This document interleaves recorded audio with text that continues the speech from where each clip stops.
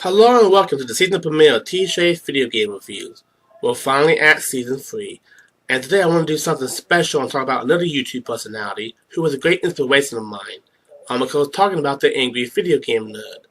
But before I get started on his game, let's talk about who the Angry Video Game Nerd is. The Angry Video Game Nerd is a character created and performed by popular internet star Shane Wolf. All his life, Shane had made a low-budget movie with his video game, and in 2004 he created the first two Angry Video Game Nerd episodes on tape. He then uploaded them to YouTube in 2006 alongside a third episode, and the rest was history. The Nerd has been going on strong from 2006 to now, and it was spanned a feature film directed and written by Shane himself, and of course two games. The first game, Angry Video Game Nerd Offensive, is a platforming game developed by Freak Song Games for Microsoft Windows Steam device and were later ported to the Wii U and Nintendo 3DS. This stars the nerd as he's sucked into a bad video game to rescue his friends. It was released on September 2013. And now we look at this game today. But I have to dig deep. Yes, I have to embrace my inner nerd.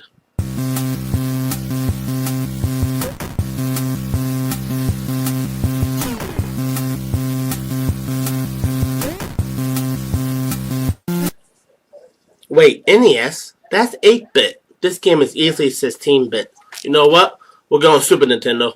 Alright, so the game begins with some tests and some artwork showing the nerd and his friends playing a shitty game when they're all sucked into the game. You're then sent to a tutorial level where you get used to the controls and a navigate-inspired fairy guides you through the stage getting on your nerves. You're equipped with an NES blaster as a weapon while Bill bottle representing your health. You can also shop and pick up various power-ups that aid you further into the game. And there's one thing the nerd loves more than anything else, it's Bill. After the tutorial level, the game takes a cue from Mega Man and gives you a choice of various stages to select. Beating all of them will unlock the final stage where you face the final boss. The first level is a Castlevania-inspired stage with zombies and the likes. Hey, they even have the move from Majora's Mask. The second level is Happy Fun Candy Town where everything is sunshine and daisy. Then you have a 2000s level, a winter stage that was inspired by Christmas and where you can kick the shit out of Santa. Die Fox Consume, which is basically you in hell. Dungeons and Dick Holes, which is your generic fantasy level where you gotta find keys now all of a sudden. Beat It and Eat It, which is an adult level I'm not gonna be able to show myself. Ooh, Haunted House, and then finally the last stage. And this game is very difficult. Fuck! Fuck! Fuck! Ass! Ass! Get up there. Get up there! This game is impossible. You have to avoid fireballs, ghosts, lasers that can kill you, this that can kill you, yeah, dicks that can kill you. Now I know what it feels like to be a woman. Gotta get by these ghost steps. No! Shit, fuck! Fuck shit!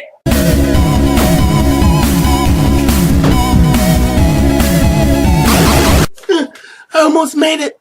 Now that little tease is gonna keep me going and suck up more hours of my life!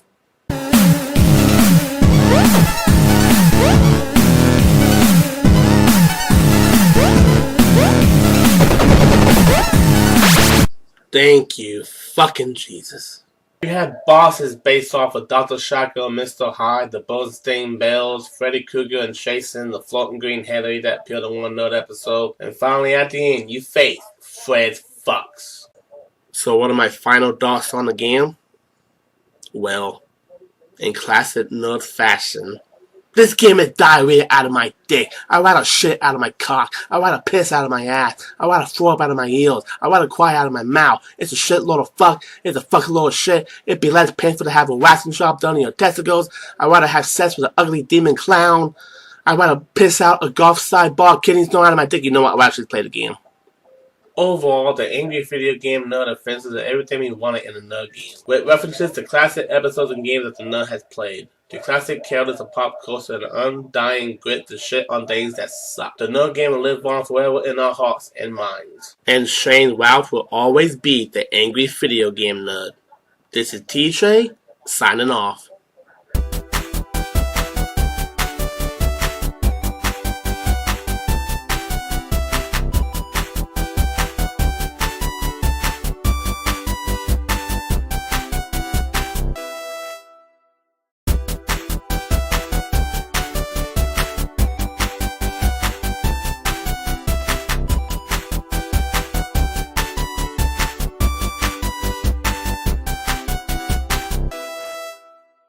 Pong.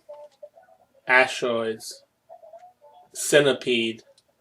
These are the games of our forefathers, those simple, basic 8-bit arcade games that collected our quarters and which we sunk endless hours into. They paved the way for many other games to come after, and to think that the gaming industry has such a humble beginning. Hello and welcome to another edition of TJ Video Game Reviews. I'm your host TJ, and today we're taking a blast from the past with Atari Anniversary Edition Redux. Atari Anniversary Edition Redux was defended by Digital Eclipse and published by Infogames. It was released to the Sony PlayStation console in North America on June 21st, 2001, hitting it late into the PlayStation lifespan. It features several classic Atari arcade games and an interview from Atari's founder. Without further ado, we're taking you back to the past to play those games that kick ass. First up is Asteroids. It's a fairly simple game. You play as a small triangle which is meant to be your ship, firing off dots with its ammo as giant rocks making them smaller, with the occasional UFO coming to take you down. The game is in black and white and came out in the late 70s. Then we have Asteroids Deluxe, which came out in the early 80s. Basically the same game as Asteroids, only with more colors and new background art to create the illusion of playing a ship in space. The basic point is to gather as much points as you can before you die. After that is Battlezone, which is basically a green and black tank game where you fire at enemy tanks. But it only takes one hit for them to take you out. You move to the left and right of the screen looking for enemy tanks and then fire at them once you find them, before they can fire at you. Black Widow is another fun game where you play as a spider firing at enemies and earning points around a spider web, where each button on the controller moves you in a new direction so you can fire at the enemies depending on where they're coming from. Centipede is a classic arcade game where you try to eliminate a centipede that's going down the screen from the top. The idea is to hit it in the head, because if you hit it anywhere else on the body, it will split into two and become even more dangerous. You have to eliminate every part of the centipede before it gets to your part of the screen or it's game over. Gravitar is one of the hardest games on the list, I find. You're released from the space bubble, and then you have to avoid obstacles, raise your shields, and will serve fuel, because once fuel runs out, it's game over. I haven't been able to get too far into this game or earn many points in it. Missile Command is where you fire missiles at enemy missiles that are falling from the sky at a slow pace. Should the enemy missiles take out all your missile outposts, they'll fall faster through the air to take out the rest of your base in town. Pong is the most basic of Atari arcade games, in black and white with two small paddles that go up and down and a ball that goes left and right. The idea is to score as many points as you need to win the game. And I have never been able to win a single game of Pong. Oh my goodness, I'm close to winning!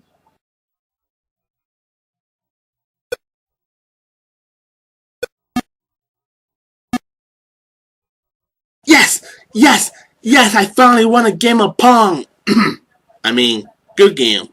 Then you have Space Duel, which is basically an asteroid clone. You play as a small ship, fire on objects and make them smaller. From there is Super Breakout, which is kind of like Pong in a sense. You have a paddle and you bounce the ball back between the paddle and the walls in front of you to break them until nothing's left. Then there's Tempest, which is performed from a 3D perspective, which would have been revolutionary at the time these games came out. You fire on objects coming up from the bottom and then run down the maps to the map that appears on screen, but beware of spikes. Finally, you have Warlords. There are 4 bases and you bounce the ball around trying to avoid your base from being taken out. There are plenty of extras in the game, the most notable being the interviews by Atari founder Nolan Bushnell, which can be very informative and interesting if you're curious about how Atari formed and what came after. Now, since these games came out in the late 70s to early 80s before the video game crash of '83 and long before Nintendo came to be, there's really no story for any of these games. You had to invent your own story and use your imagination to envision the various objects and enemies and what they were really like. Graphics are decent even though they're fairly simple. The beginning basis of 8-bit, while not much to look at, it is amazing to see how far video games have come as a medium from the late 70s and early 80s, before the age of Mario or Sonic. One of the main flaws of the game is that it's really hard to control. A lot of these arcade games had a very specific control scheme that made up part of the gaming experience, and emulating them with a PlayStation controller in the PS1 console is very difficult and almost takes away from the gaming experience. Overall, Atari Anniversary Edition Redux is the perfect collection of classic Atari games for that old school gamer who wants to relive their past, or for new gamers who wants to see where games came from. It's amazing to think just how far the gaming industry has come and to think it used to be so simple with games like Pong and Asteroids. These games hold a special place in a lot of gamers' heart and will always be considered true classics. Get it. That's it. This isn't TJ Reviews. This is TJ signing off.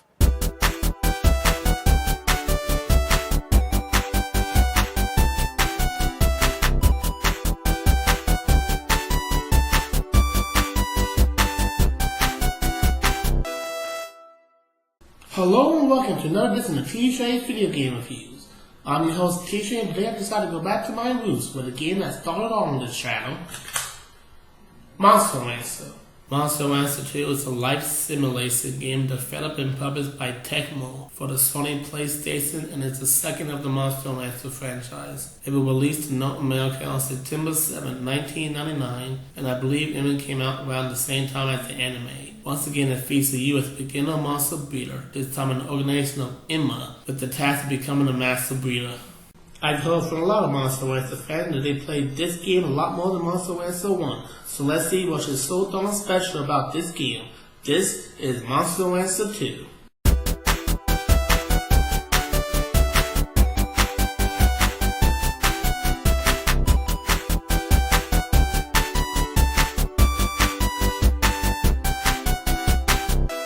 For starters, the game actually tells us the prelude which led to the monsters in the first place. Apparently, God created the world, and then tragedy struck the land. God created monsters to help, but with the monsters came new problems, so a ticked off God put all the monsters into this storm for humans to unlock in ways. When we learn that nothing good ever comes from angering God. Then we cut to some nice animation of different monsters being shumped by others. Forget Cam and Grind. Shay's already did go to the moon. After that, we get to our title screen and can select New Game or Load Game. After selecting New Game, you're taken to Emma HQ where you once again put in your name or any name you wish, and this time you can even select your gender. Oh, silly 90s game, there are way more genders than just male and female. There's cisgender, transgender, agender, gender fluid, non-binary, gender queer, disgender, and plenty of other genders out there. Once you do that, you have a quick test where you answer some questions and then you're taken to meet your assistant. And to this day, I still don't know what any of those questions have to do with monster breeding, but I digress. Then you meet your assistant, Colt. Yeah, sorry, no. I just don't feel connected to Colt like I do with Hardy. So there will be no Celine Dion.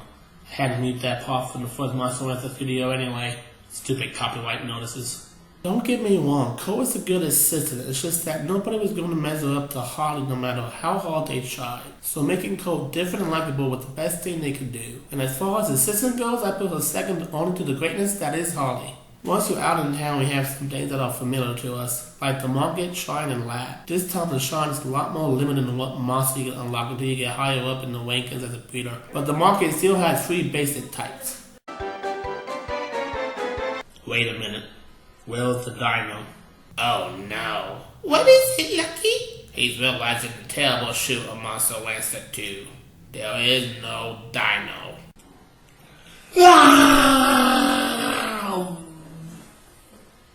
Is he dead? No, just unconscious. But Pat, you know what this means. It's finally our turn to take over T-Shay Reviews and review our own game. You're right, let's hit it! The Lucky and Pat Show. Lucky and Pat are live. Now it's Lucky and Pat Show. Lucky and Pat are live. What happened? Oh no, the party's over, Pat. Won!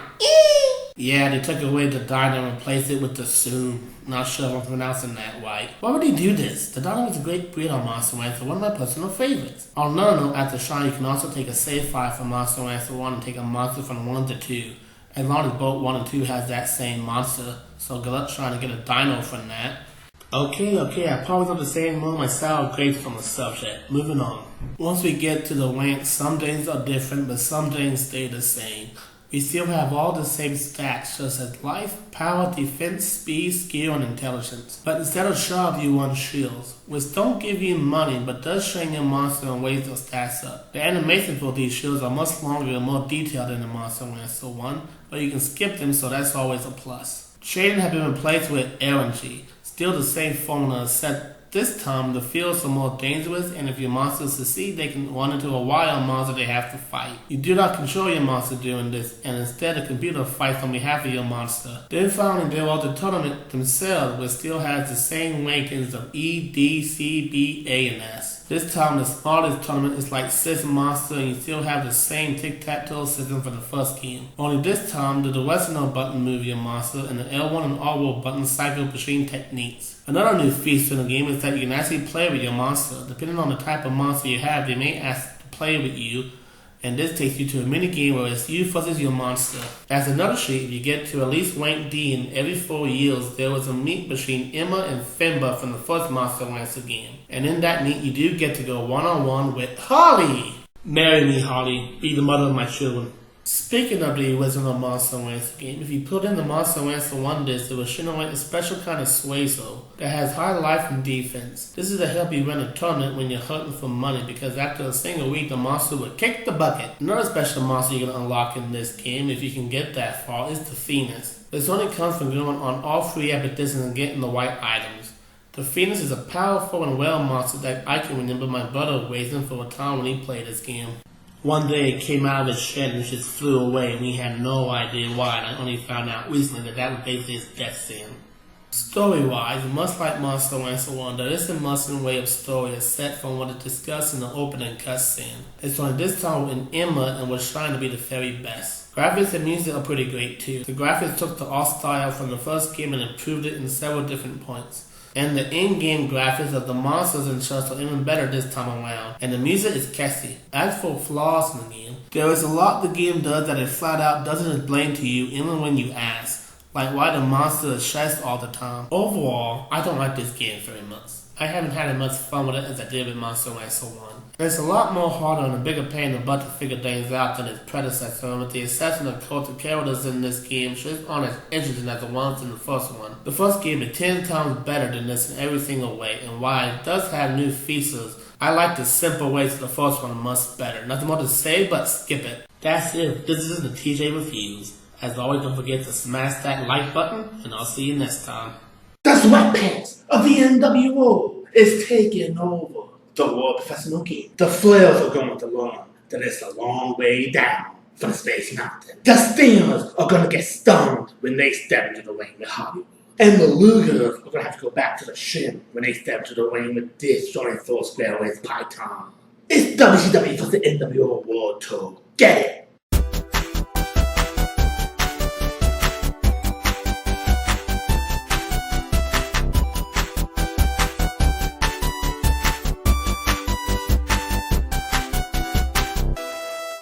WCW vs. NWO World Tour was a sports game developed by Asmik Ace Entertainment and the AKI Corporation and published by THQ for the Nintendo 64 console in North America on December 2nd, 1997.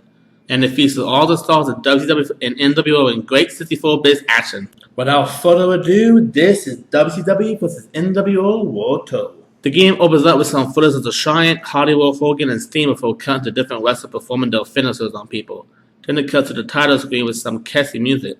From there we have our game modes, WCW vs. NWO, Versus, League Challenge, League, and Tournament. WCW vs. NWO, just like the name implies, it pits up to 5 WCW guys and 5 NWO guys against each other, and it's survival of the fittest. When one guy gets eliminated, the next member of that team comes in until all 5 members of that team are defeated. Plus it has single, tag, handicap, and battle royal matches, which allows you to face a computer or a friend. League Challenge is your main single player mode. You can fit into the leagues of WCW, NWO, DOA, or IU. And win world titles, tag titles, and cruiserweight titles depending on the league. After beating a couple leagues, you unlock a 5th league which combines all the leagues together as the WWW. Playing for the WCW league unlocks Diamond Dallas Page, NWO unlocks Randy Savage, DOA unlocks Wrath, and IU unlocks Gracer. While the WWW heavyweight and cruiserweight leagues unlock 2 original characters based off real people. We also have tournament style gameplay like the round robin tournament and league tournament, more similar to Japanese style wrestling. Now on to the actual gameplay. This game is known for introducing an easy and great grappling system. Basically, you can strike with the B button. A is your grapple. You have light grapples and heavy grapples. In each grapple, you can press the A or B buttons to perform different moves. Combining either A or B with the up and down D-pad button create different moves. Once your meter is up to the super well, you can do your special, which consists of a heavy grapple and then putting on a control stick and pressing the C button in the back of your controller. Sometimes a finisher isn't enough to win a match. In some instances, you have to perform your finisher 2 or 3 times to get a free count. Other times, that still doesn't work. But if you do 1 or 2 big moves after the special taps out, you'll normally get the free. Unlike future games of this style, where the special almost always lead to a free count when the opponent is in the blue. All your usual suspects are in this game. Hulk Hogan, Ric Flair, Sting, Lex Luger, Rey Mysterio, Stringer, Scott Hall, Kevin Nash, Eric Bischoff. There's even a ninja. This game lacks a story mode, so it's all straight up western action. The graphics are pretty good for its time, and each wrestler looks like their real self. You can even take advantage of alternate costumes, which allow you to play as both Hollywood and Hulkamania, as well as to have Self-Esteem and Quarrel Sting. There were also some catchy tunes played during matches that would stick in your head, like this one.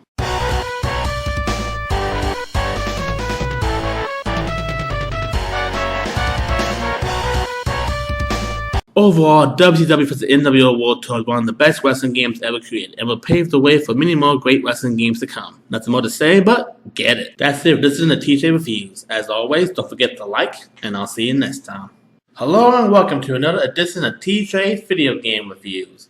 I'm your host TJ, and today I'm taking a look at another PS1 title classic, the one and the only, Tomb Raider.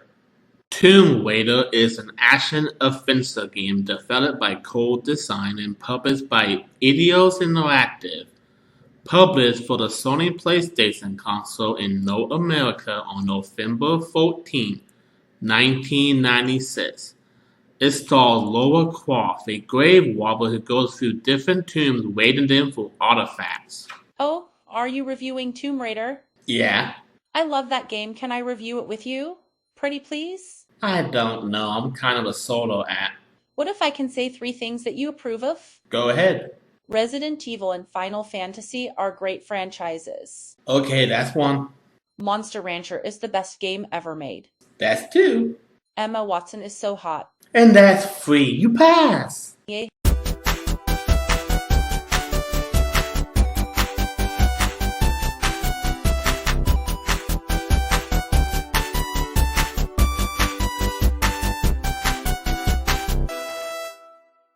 Right out of the gate, the game starts off with a cutscene showing a female encased in ice before cutting to present day where Lara is approached by a man named Larson, who introduces her to Natla, who wants Lara to find the Scion of mystical power.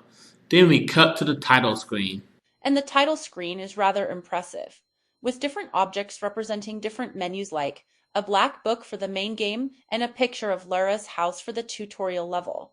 Not to mention a background of Lara herself with the Tomb Raider logo. There's one thing I need to get off my chest, and that's the loading. I mean, there's so much of it, and the game has a different loading screen for almost every occasion. Look at all these loading screens! If it's your first time playing the game, then I can't recommend the tutorial level enough before you get into the meat of the game. It'll explain to you the controls like the jumping mechanic, rolling, swimming, and all the climbing, jumping, and grabbing onto ledges that will come into play in the main game. There sure is a lot of jumping in this game.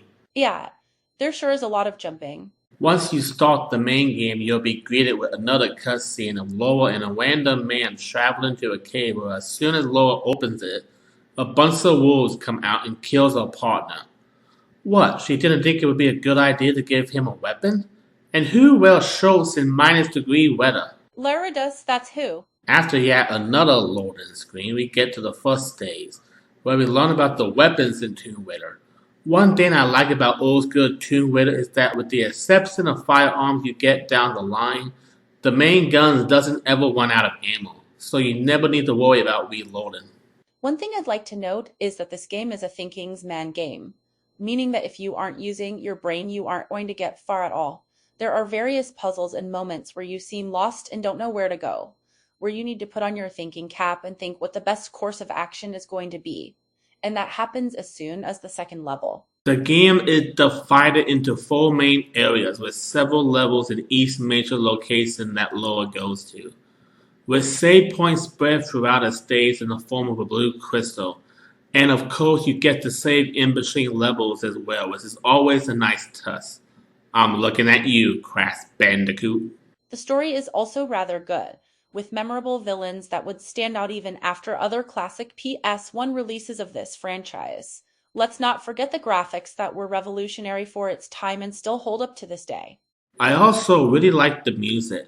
The game has several classic tracks that you can spend hours listening to, or tune that up the suspense in the game whenever there's an enemy in sight.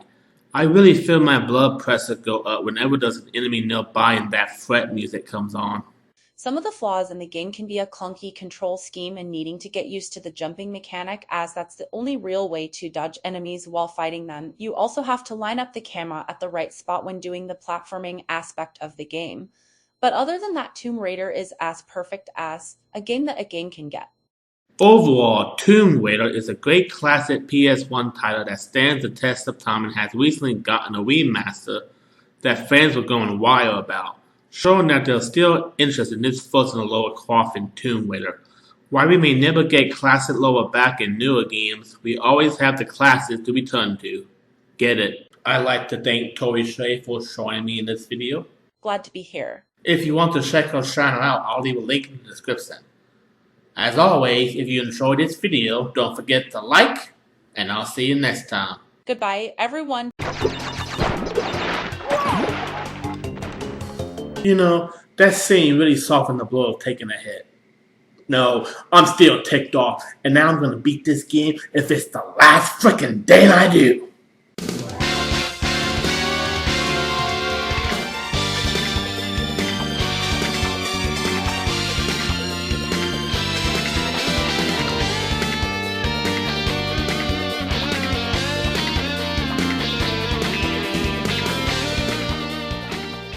Crash Bandicoot 2 Cortex Strikes Back is a platform game developed by Naughty Dog and published by Sony Computer Entertainment for the Sony PlayStation console. Released in North America on November 6, 1997, and is the second game in the original PlayStation 1 trilogy. It stars Crash that he is captured by Dr. Neo Cortez and tricked into finding crystals for Cortez, who claims it's to save the world. Hang on to your hats because we're entering the world of Crash Bandicoot. Let's start with the gameplay. We have some new moves to utilize as Crash when compared to the first game. There's still the spin attack and jumping on enemies, but you can also jump in the air and then slam down against the ground to break harder crates. You can also crawl and slide, and trust me when I say in some stages, sliding will save your life. We still got bosses. I tell you, so many bosses. But at least they don't fall on your head at the end of a stage if you don't collect them all. Most of these bosses contain Wumpa Fruit, while others may have a Witch Doctor mask or extra lives. The TNT bosses make a return, but we also have the added addition of Green Nitro bosses, which will explode as soon as you approach them, and these steel crates that can only be broken via a Crash Body Slam attack. This time around, bonus stages are not acquired through finding faces of certain characters, but instead you can find a space with a crescent mark on it which will take you to the bonus stage, and then you can collect Wumpa Fruit and extra lives like it's candy. Remember when I complained during my review of the first game that you can only save after completing a bonus stage? Well, Crash Bandicoot 2 fixes this problem by allowing a save room in the warp rooms you go to enter each stage. Just go up to the big screen and save whenever you please, and you never have to worry about repeating the level. There are 5 warp rooms overall, with each warp room having 5 stages you can complete in any order you wish. In between warp rooms are boss stages you have to complete in order to get to the next one. There are only 5 crystals to collect, meaning 25 stages not counting boss stages. And the further into the warp rooms you get, the harder the difficulty spike. But this game isn't nearly as hard as its predecessor, but it's still fairly challenging and frustrating once you get to a certain spot. This time we have the addition of winter stages, where you're fighting on snow and ice. We also have the return of water levels where you're jumping on platforms and riding on things to break crates and avoid whirlpools. And also the boulder and widen stages make a comeback, the later involving a baby polar bear. What are you doing to that baby cub? Nothing. Nothing at all. In later levels, the boulder gets replaced by a frickin' giant man-eating polar bear. I'm going to eat you. Lucky, what are you doing? I'm going to tear you apart. Get off my baby. No way. Damn you, TJ! Well, well, well. If it isn't Crash Bandicoot. Well, if it isn't Dr. Neo Cortez. Let's look at story next. The plot has a lot more layers this time around than simply save the girls, save the world. This time, Neo Cortez finds these pink crystals of great power and decides to use Crash to collect them for him since he has no Earth orbiters left on the surface. Meanwhile, his former assistant, Brio, wants Crash to collect shrooms to destroy the Cortez Vortex, and who also sends his agent to stop Crash from collecting crystals. Then we have Coco, Crash's sister, who comes out of nowhere with no explanation. I guess they thought the girlfriend was too sexy for kids. Anyway, she helps Crash see through Cortex and centers the plot, and after defeating Cortex, if you want 100% in the game, you collect all the shims and then Brio destroy the Cortex Vortex once and for all. Then we have the graphics. They're amazing. They hold up even better than the first game. And this is a game that came out all the way back in 1997. That's only 7 years ago. So that's pretty impressive. Crash looks even better in this game than he did in the first one, and all the stages are well designed and look great. Finally, we have the music. It's great. It gets you into the mood to play and accompanies each stage you play rather well. Even the boss stages. I still have the title screen music stuck in my head. I have no complaints. Once again, I find myself really struggling to find any flaws in the game. It's not a perfect game, but there aren't many mistakes made to make it less entertaining. If you don't like hard games, then later stages may not be for you. But every game should up the difficulty the further you get into it. That's how games are done.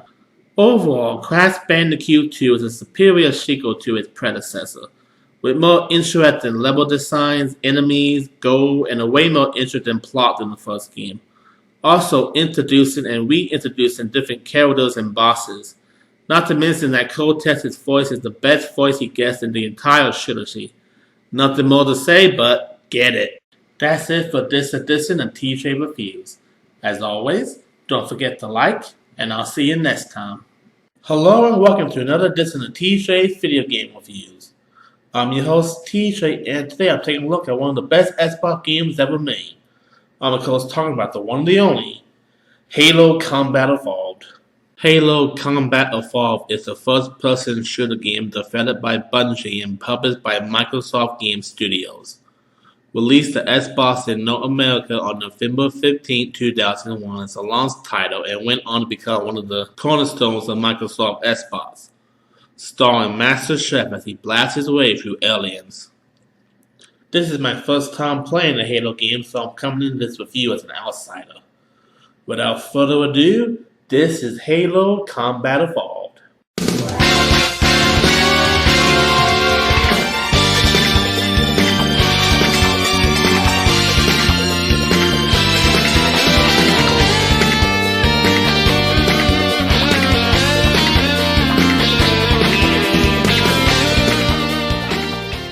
The game starts you off with making a profile and then choosing machine campaign or online mode. Since I'm playing this only 3 years into the future, this is obviously just going to be a review of the campaign mode. One of the first things I have to notice about the cutscenes is that everyone just mumbles and I can't hear a damn thing. And as far as I can see, there's no way to enable subtitles in the game. We finally get to the game itself and I'm wandering around the ship trying to get to the bridge while aliens are attacking and I have no weapons.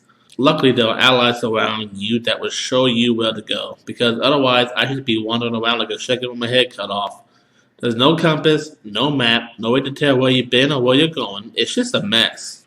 Then we finally get some weapons to deal with the alien menace, and it's awesome. I love the various weapons you can fight with, Swiss machine, and steal from enemies. Basically, you reload with X, fire with R, and Swiss machine weapons with Y.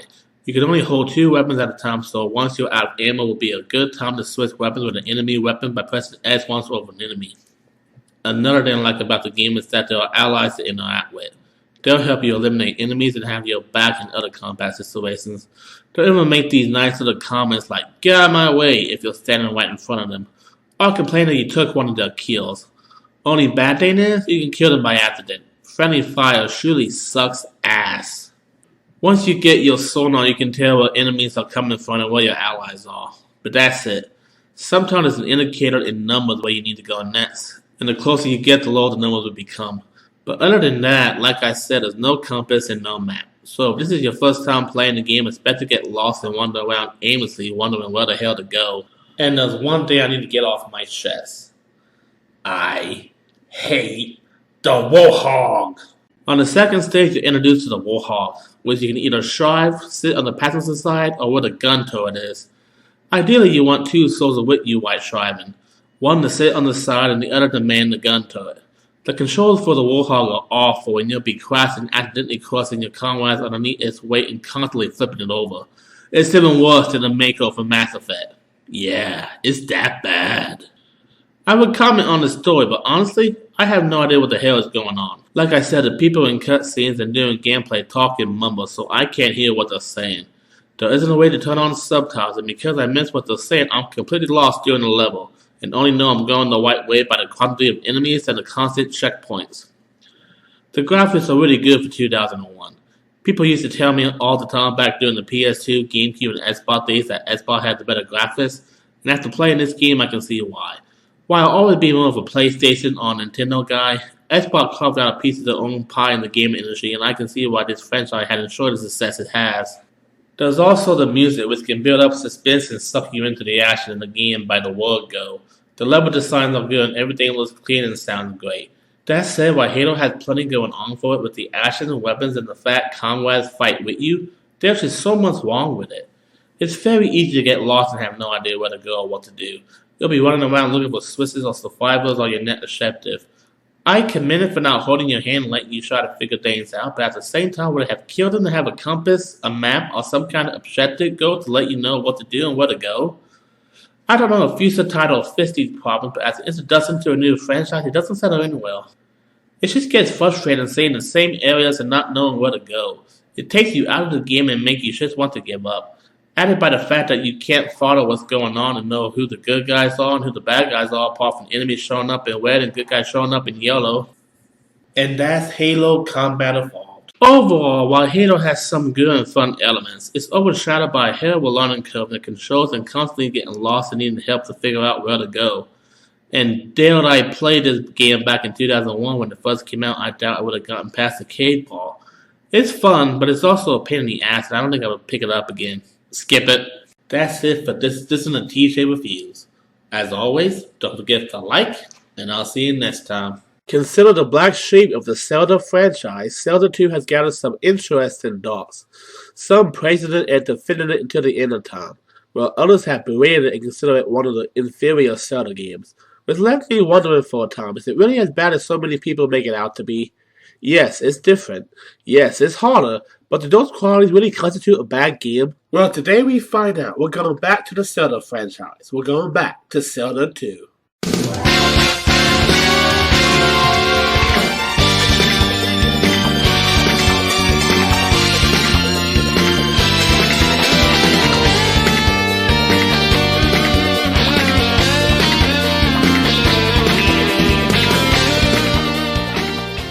Now, the first thing you're going to notice, and that many people know as a flaw, is that the game isn't a traditional over-the-head format that past and future 2D Zelda games will adopt. It's a 2D side-scroller with elements of role-play games thrown in for good measure. And no, I'm not going anywhere near the debate of whether or not Zelda counts as an RPG. Zelda 2 is one of the few Zelda games that are actually a direct sequel to a previous Zelda installment.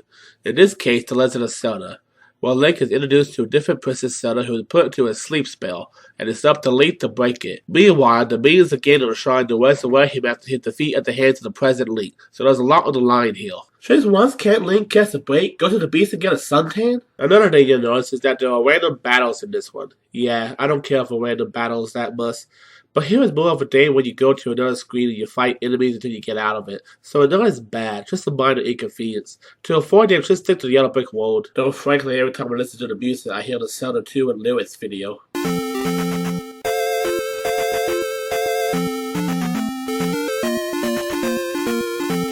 You still have your magic sword that can shoot laser beams, that's a plus. It still goes out whenever you're hit. You can still collect items and various things to increase your stats and health meter. There are times where NPCs that can help you are not being of any help whatsoever. Somebody needs to work on their self-esteem. There's also a lady who will let you into her house to restore your life. What are they doing in there? At the beginning, you're searching for a lamp so you can go to the dark caves, but I couldn't find it anywhere. So in a leap of faith, I just endured through a cave and found the first dungeon. That's when the game started to get a little bit fun. I'm slashing and hacking through enemies, collecting keys, everything that makes Zelda, Zelda. By the way, if you're enjoying this video, then don't forget to bop that like button. Since I already touched on the story, let's look at the graphics. They're great, very colorful, a lot of green, but not vomit green. The landscapes are cool, the over-the-head map on the world map is a nice shade of pace to the rest of the game.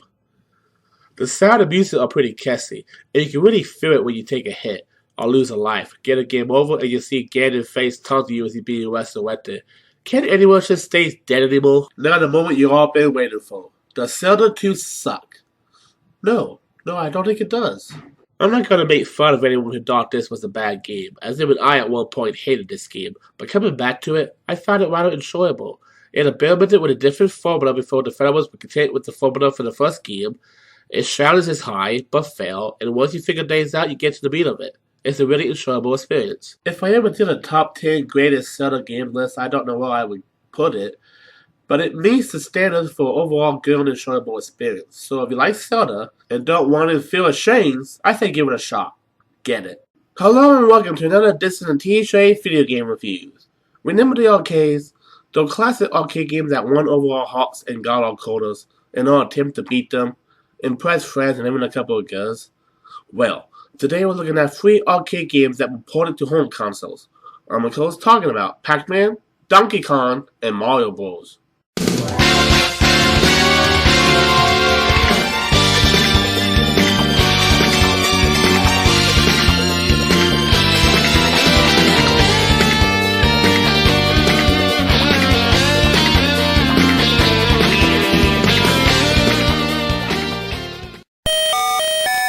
What the hell is this? This looks nothing like Pac-Man. Pac-Man is barely recognizable while the ghosts are blinking on and off the screen of the Atari showing his home couldn't handle all that movement.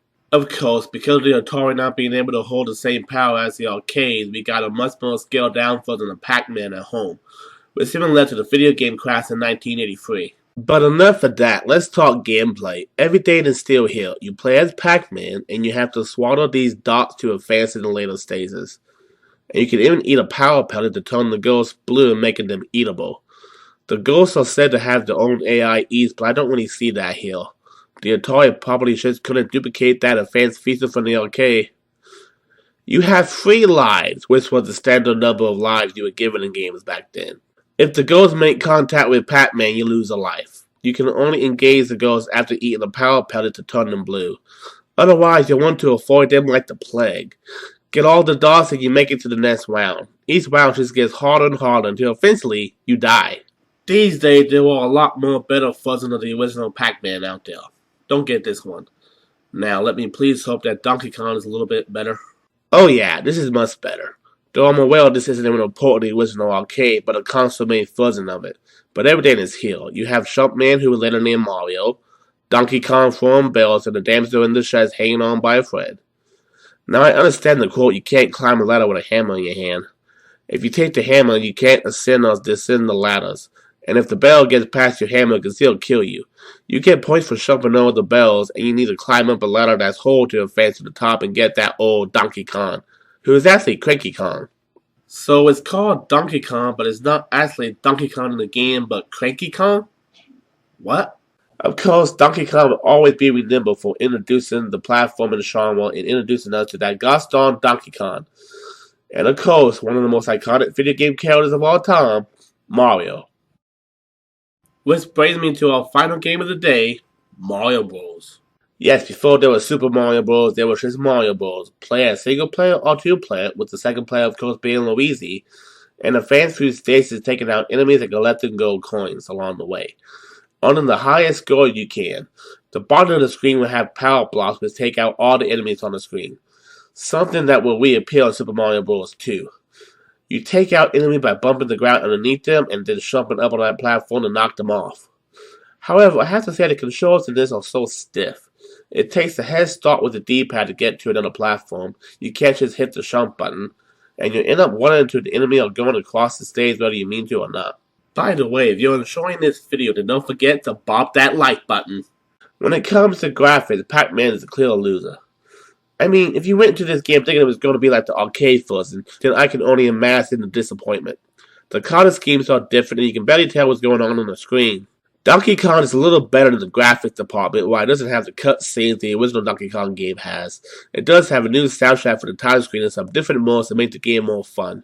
And of course, Mario Bros. Graphics aren't that bad either. You can clearly tell who Mario is in a variety of enemies, giving you just a small glimpse into what will eventually become the Super Mario Bros. You see on the old school NES. All three games are fairly challenging and will eat away at your lives the more you play, making it worth a replay and getting past the tough spots to show how strong you are as a gamer. While these console versions can't emulate the actual arcade games, they were at the time the only way to bring the arcades home with us. Back to a simpler time where a quarter could grant you free lives and a chance to prove how good you were, to hang out with friends and compare high scores, creating a sense of community and friendship. Many of us have bonded to these old games, and they remain classics even to this day. That's it for this Disney TJ Reviews. Thanks for spending this time with me, and I will see you next time. Hello and welcome to another edition of TJ's Video Game Reviews. I'm your host TJ, and today I'm taking a look at something that not many people know about. I'm of course talking about the Utena video game for Sega Saturn. During the 1990s, the world was introduced to Utena Tenjei, a schoolgirl who acts like a boy after a prince impressed her so much she wanted to be a princess herself. She attends a Torii Academy and gets involved in the duels for the world's bride. The show has a lot of symbolism and puzzles and was very popular among anime fans during the 90s. So it only makes sense that someone would make a game of it. The game came out for the Sega Saturn in 1998, which would have been late in the Saturn life since the Dreamcast was right around the corner. It takes place in between the Student Council and Black World sagas, and features an original character the player takes over to get involved in the events of the game without breaking any canon for the anime itself. But this game was never localized in the West. But in 2015, the fan translated the game for Western gamers, and now we can see what the game is all about. This is Revolutionary Girl Utena, the video game.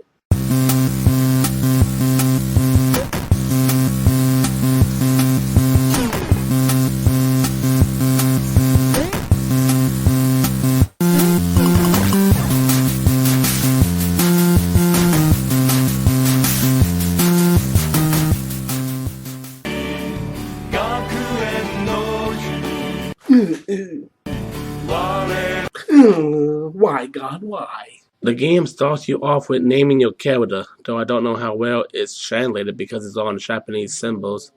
Then you talk with your parents who are transferring you to a Torii Academy, where they say they met. From there, you're taken to a Torii and you meet central characters from the anime, including that green-haired menace, Auntie, and of course, Utena Tenjei herself. Now, one of the reasons I believe this game never came out here is because it might not have been what it is except for the hardcore Utena fan. After all, the game is 99% story and 1% gameplay, meaning on occasion you make choices that affect the course of the game, but not by much. The game follows an almost concrete narrative, and you'll be doing a lot more watching than actual playing. That aside, it's not a bad game by any means. If you're a fan of the anime, you'll likely be a fan of this. You get to interact with several different characters and make choices that shape the narrative, giving it a little bit of replay value. You can build relationships with characters like Utena, Yori, or Mickey, and unfold the overall mystery of the game that reveals itself near the very end. The game itself is over 3 hours long, with certain parts allowing you to save so you can turn the console off and take a much-needed break from the adventure. While the game isn't really canon with the show, it's done so well that you can add it to the canon without contradicting anything from the show. The choice to play as an original character and not Utena allowing it to even more follow the canon of the show without breaking anything major. Though I maintain that if they wanted to make an Utena game that was appealing to a Western audience, a fighting game would have sufficed. By the way, if you're enjoying this review, don't forget to bop that like button. Eventually, you meet a mysterious fencer woman whose name I'm not even going to try to pronounce because I'm not good with Japanese names. She has the intention to challenge Utena for the war's bride and threatens to make the player's character disappear. You find out that this character lived a long time ago and was in love with your father, but as your father met your mother, she was left in the dark and burnt down the old fencing building out of spite, thus died in the process. After being brought back from the dead, she haunts the school and waits to get the power to revolutionize the world through the war's bride, to change history and claim the man she was in love with. Thus, changing history will cause the player character to cease to exist. Now I know how Shiba Yusi felt all them years ago. Anyway, near the end of the game, the mystery woman fights Utena, but you intervene by finding the item that keeps her in this world alongside the student council. After some hesitation, you eventually destroy the object and it causes the woman to return to the afterlife after losing the duel to Utena. Daniel Carroll is forced to once again shamble schools and says the heartfelt goodbyes to the cast. I personally find the story to be very interesting, and if you love the casting, you'll enjoy interacting with him as an avatar character that you can pretend is yourself. The graphics are splendid and mimic the art style from the anime perfectly, making you feel like you really are a part of the show. All the original voice actors reprised their awards for the game, and the music is great. The only flaws I really find with the game is that it's too much story and not enough gameplay, which might be why they chose not to localize it. But if that doesn't faze you, then if you're a fan of Utena, it's definitely worth consuming as part of the medium. Overall, the Utena game has a very good and complex story, making it worthy of being part of the overall narrative of the Utena franchise. While it would be hard to play today without a Saturn emulator and the translation, if you can find those games, it's worth checking out at the very least. If you enjoy a compelling story and love all things Utena, nothing more to say but get it. That's it for this Season of TJ Reviews. Once again, thank you for joining me, and I'll see you in the next video. Bye. Hello and welcome to another edition of TJ Video Game Reviews. I'm your host, TJ, and today I'll be taking a look at the console first and now, The Sims. The Sims is a social simulation game developed by Masters and published by EA Games. It will release in North America on the Nintendo GameCube on March 25, 2003, marking it the first time it was ported to consoles. Without further ado, this is The Sims. But first, don't forget to pop that like button and subscribe if you want to see more videos.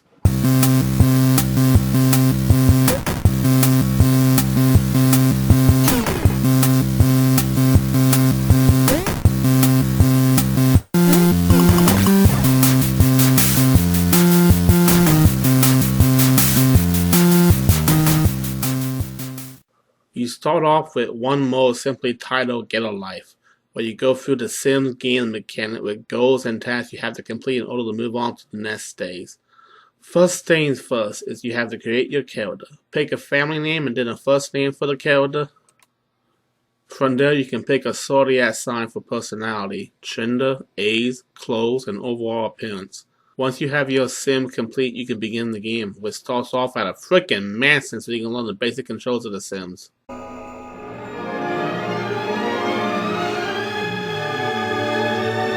I just hooked up with a hottie. I can't be that easy in one life. That's why, let's get in the hot tub and play around.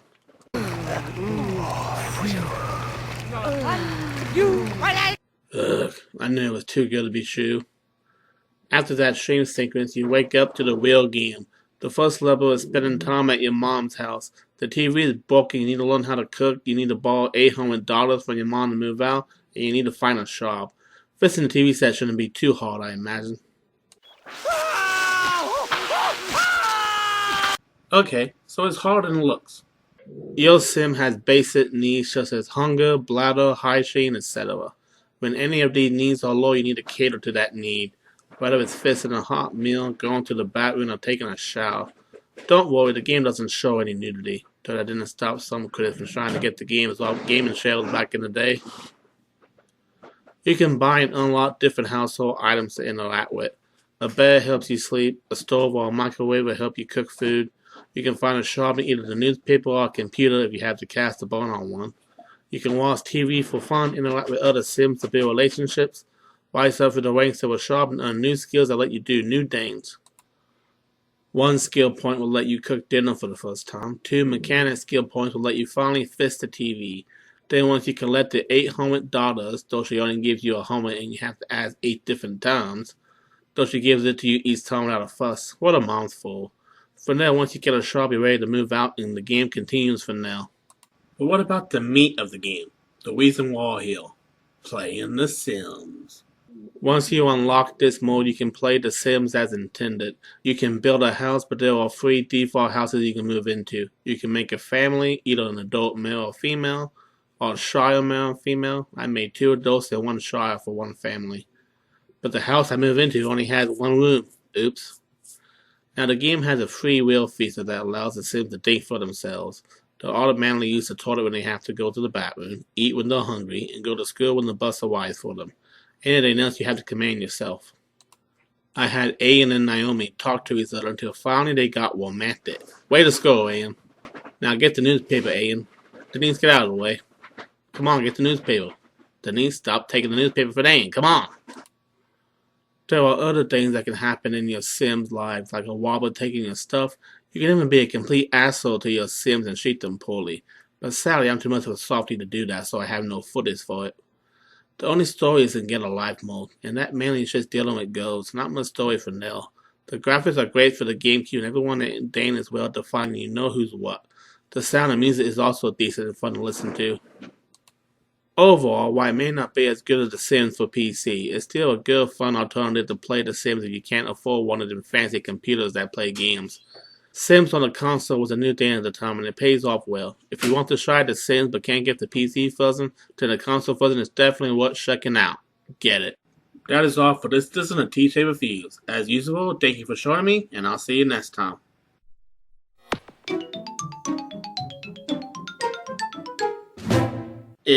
Easily top 5 best build-up screens. Continue.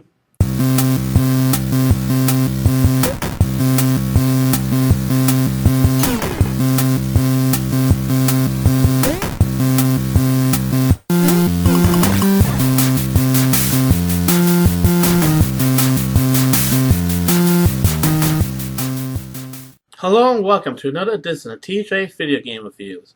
I'm your host TJ, and today I'm taking a look at a game we not only want, but need.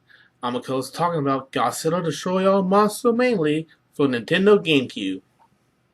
Godzilla Destroy All Monsters Melee is a fighting game developed by Pipeworks Software and published by Infogrames. It will be released for the Nintendo GameCube console in North America on October 15, 2002. Later ported to the Game Boy Advance a month later, and despite initially being a Nintendo exclusive, it would be ported to the Xbox 1 year later. The game features Godzilla and other related monsters in a free-for-all brawl. Without further ado, this is Godzilla Destroy All Monsters Melee. But before we dive in, don't forget to like this video and subscribe for more episodes of TJ Reviews. The game starts off with a cutscene of the monsters approaching. It even has a little Japanese dude yelling out the famous line, Godzilla! In it. Godzilla! This shows the monsters destroying the town and then charging at one another before taking you to a loading screen. From there we have the title screen in its various modes, such as Versus, Offensive, and Survival, plus some other modes I'm not able to play since I'm only playing one player. Now, one thing that sucks about the game is that there are only 3 monsters to start off with, and 1 randomizer, meaning you don't have many options unless you play through Offensive and unlock them. You start off with Godzilla 90s, Gigan, and Megalon, who is the most annoying because it can just dig on the ground and attack you. From there you can unlock different monsters such as Godzilla 2000, my personal favorite, Wodan, and King Ghidorah. In a single battle you can select different cities like Tokyo, Los Angeles, and San Francisco, and you can pick it to be either day or night. From there, different buttons do different combos, and there's a button that charges up your projectile attack and blast it across the city at your enemy. Then it has to charge from now. In addition to the combos, you can also lift up your opponent and do a special move or throw them across the city, or into a building. You can also destroy different buildings and landscapes while fighting the other monster. You can even corner them in an invisible wall that keep you centered in the main area. You can also lift up and throw smaller buildings at your opponent. You even have other people attacking your monster while you're doing this. It's usually 3 rounds to the finish.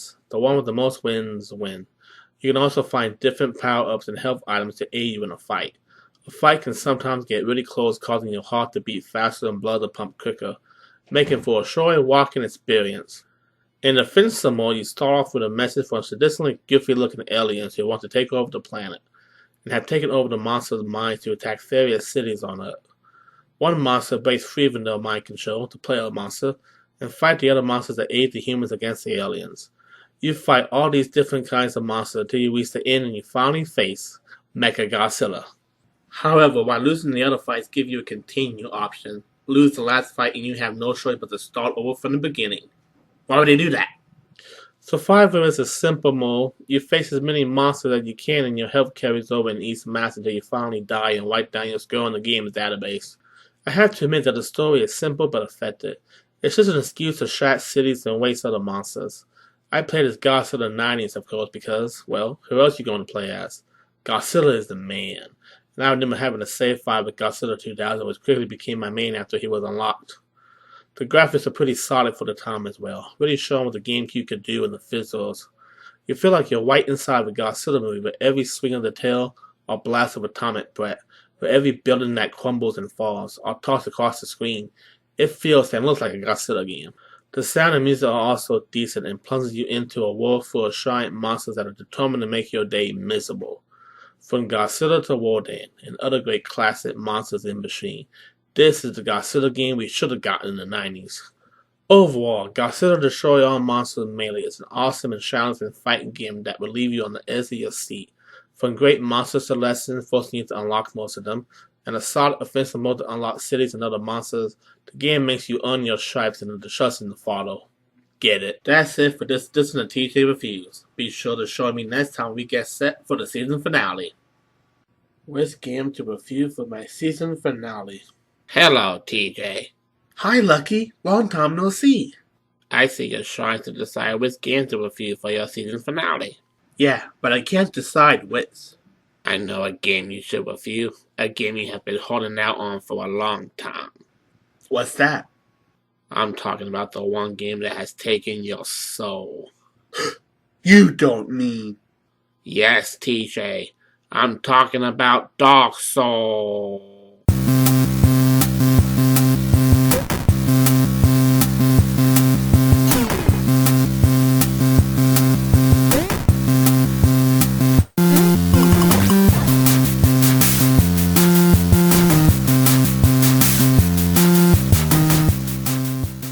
Dark Souls is an action role-playing game developed by From Software, yes, the people who gave us Armored Core, and published by Namco Bandai Games. It was released in North America on October 4, 2011 on both the Xbox 360 and PlayStation 3 home consoles, and is notorious for being one of the hardest video games ever released within that time frame, standing out from the chain of much easier, more accessible video games.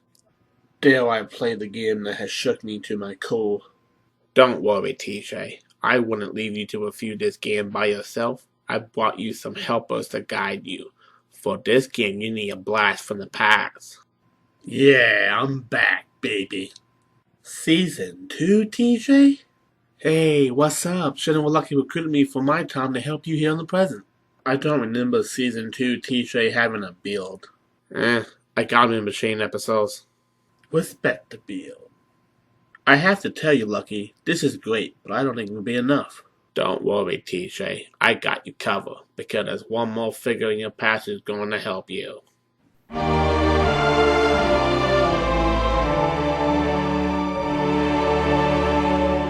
Season 1, TJ. The GOAT! The GOAT! And also bored. Body, stop!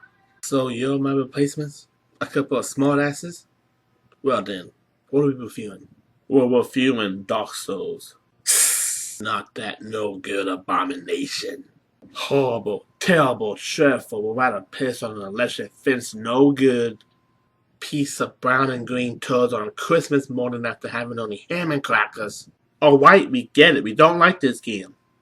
Why don't we like this game? Because it's... You know what? I don't remember. Well, Season 1 TJ can't remember, and I certainly don't remember.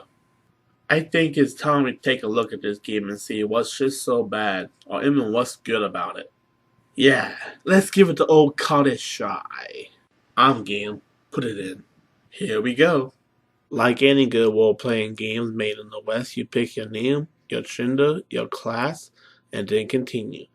We're then shown a great opening cutscene that blames the lower Dark Souls before coming to a dungeon where we have nothing but the clothes on our back and a broken sword. As if to say, yeah, try killing anything with that, asshole. We're getting a feel for the controls and exploring our surroundings. Lighting the first bonfire, which restores health and saves your progress. After that, we end up with our first frickin' boss battle. Oh shit, we're about to fall down. What do? We have no weapons or equipment. Am I just supposed to stick the hill up his ass? Run for your life, dude! That's right, fighting it is suicide. Instead, you have to run to the nearest exit and continue the game. From there, you have to find a shield to protect from the shock-ass launching arrows at you. You then need to find some keys and get above the enemy to jump down and do a stabbing attack and fight the beast from there. Of course, you're given some flasks which can be used to restore your health when needed, and you're definitely going to need it. Jeez, I like how the game tells us we're dead, but we couldn't figure that out ourselves. That's some Resident Evil bullshit right there. I don't know. I mean, when we know the game is over, the game didn't directly say game over. Eh, you got a point, I guess. Here's an idea. How about we try not to die? You want to play it then? Nah, I'm good. After that, a giant wyvern or whatever takes you to your next spot and you meet this knight who tells you what to do next. If you're stupid enough to attack him, he'll fight back and keep chasing you every time you start the game over until he falls off a cliff. Just showing that the game is unforgiving of mistakes that other games will let you get away with, and autosave just at the right time so you can't erase what you did. You know what I've noticed? There doesn't seem to be a pause button. What? No pause button? That's low. Come on, guys, use your common sense. The game was originally meant to be played online. Had they included a pause feature, it could have been abused by hackers. I guess you make a point, but what if I need to take a shit? Then I guess you better take a shit before you put the game on, shithead. Hey, who you calling a shithead? At least I have hair. Yeah? Mom still covering that bald spot in the back? I don't know what you're talking about. You have a short attack and a long attack, the Swiss machine. You can parry with your sword or block with your shield. You can also run around with the B button. Should you die, return to the place you died will regain your power. You need to be careful in how you approach the enemy because should you get surrounded, you're as good as dead. The game wants you to learn how to play it through a simple system, trial and error. Every time you die is a lesson in how to advance in the game. Once you get past the hard spot or a spot you're stuck on, the game is rewarding, and then you run into another tough spot and the cycle repeats itself. The game doesn't really tell a story, it's more lore information than anything. This is a nice change of pace from the more cinematic experience in gaming at the time, letting the gameplay tell the story instead of a bunch of cutscenes that go on for too long. You feel like part of the world, and when each victory leads to another challenge worthy of your time. By the way, what hot dang you dating these days? Yeah, you have to have a girlfriend by now, right? Well, about that. Wait a minute. We still don't have a girlfriend? What? What have you done all this time? Just sit around and play video games? Hey, it's a legitimate hobby. At least tell me we're out of the nursing home. Well, oh my god. We're still in the nursing home. We're still in the fucking nursing home! So the car ain't just for decoration? Just calm down. Don't tell me to calm down. It's been 3 years, TJ. 3 years. What have you been doing all this time? Getting videos into the ship of disses. That's what I've been doing, which is more than what you've done. 2 of my videos would still be in the ship of disses if you never deleted them all. We don't talk about that. Are we here to review a game or what? Some enemies you can instant kill by sneaking behind them and attacking. Some enemies you shouldn't engage because they're higher level than you, but the game doesn't straight up tell you that, so it's all trial and error. Sure, you play the game online, there's a chance that a higher level player can invade your area and beat the holy Jesus out of you, which I always thought was messed up. The graphics are wonderful and everything puts you into a world of shred and terror. You want to beat the obstacle in your way just to see more of the game, to not let that hard game win. Like the games of old on the NES or other older platforms, it does a great job paying homage to those Nintendo hard games of our past and reminds us that difficulty is just as important as gameplay, story, and graphics. The music and sound is also decent and puts you in the mood to play, with probably some of the best shots you can find on YouTube these days, making the game as short to listen to as it is to sit back and play. Overall, Dark Souls is a fun and very challenging action RPG that earned its stripes as one of the hardest and most fun role-playing games to come out, with a series all its own and fan base that will die on the hill of it being a great game. Nothing more to say, but get it. I guess at the end of the day, the game wasn't as bad as we thought it was. We just couldn't appreciate it yet. Yeah, good with you, TJ. Not bad. Maybe the future of TJ refuses in good hands after all. Okay, you TJs, it's time to go back to your times. Until we meet again, TJ. Goodbye, TJ. Goodbye.